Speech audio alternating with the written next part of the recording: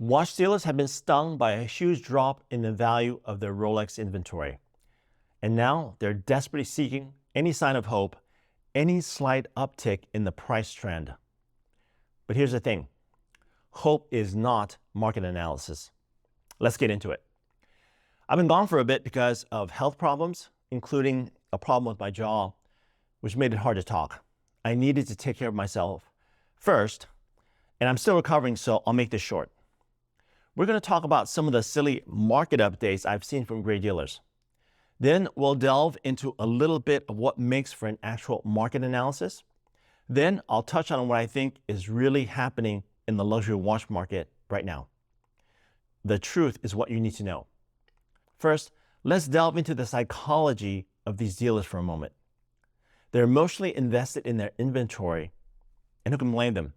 They've seen the dizzying highs and the crushing lows of Rolex prices. It's like riding a roller coaster blindfolded.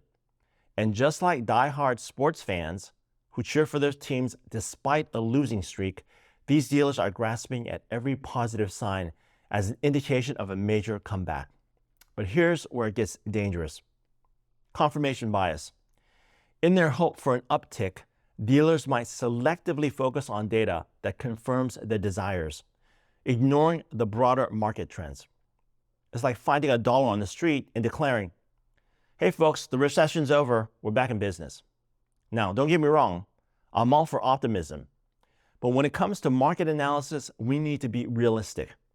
True analysis is about examining supply and demand, economic indicators, historical data, not only wishful thinking. It's about identifying patterns, not isolated incidents. Speaking of patterns, let's talk about the recent volatility in Rolex prices. It's been a ride, hasn't it? Up, down, sideways. It's enough to make your head spin, but here's the thing. A small uptick doesn't necessarily mean the ride is headed back up to its peak. Seeing a slight price increase in Rolex and declaring the slump is over is like saying you've recovered from a marathon because you walked to the fridge without getting winded. So what's a watch enthusiast to do in these turbulent times? My advice, patience and perspective. Real value and investment potential can't be gauged from short-term fluctuations. It's like trying to predict the weather based on a single sunny day. In the world of luxury watches, time itself is a precious commodity. Let's spend it wisely, not on wishful thinking, but on informed decisions. Remember, folks, hope is a beautiful thing, but when it comes to the watch market, let's leave the hoping to the dreamers and the analysis to the economists. Let's talk about another crucial aspect of watchmaking analysis, the difference between superficial trend spotting and deep understanding of market dynamics. Many dealers are simply looking at recent price trends and drawing a straight line, whether up or down.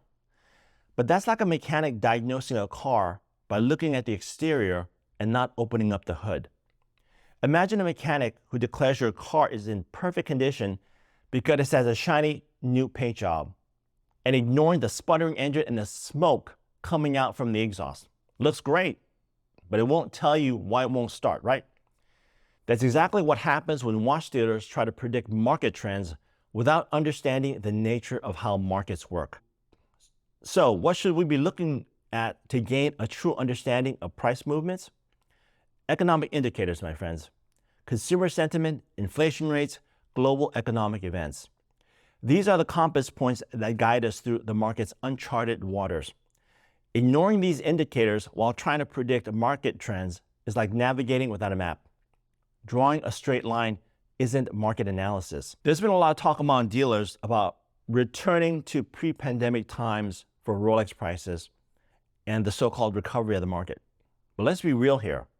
This kind of chatter shows that many dealers, or should I say watch flippers, are still in denial about the seismic shifts happening in the market.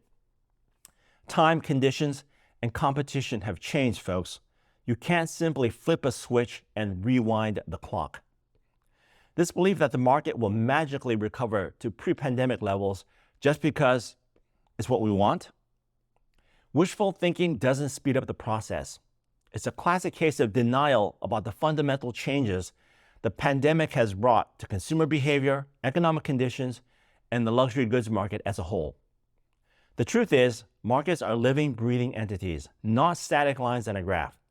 They evolve, adapt, and sometimes take us by surprise. Numerous factors shape them, from global economic trends to consumer confidence and even shifts in cultural values. The pandemic has been a catalyst, accelerating some trends while altering the trajectory of others. So what's really happening to the luxury watch market? Well, from my view, there's a seismic shift happening in consumer preference curves. It means we're moving beyond simple supply and demand analysis of the market to understand the new reality. Consumer attitudes about luxury goods, especially Rolex, are shifting into a new reality.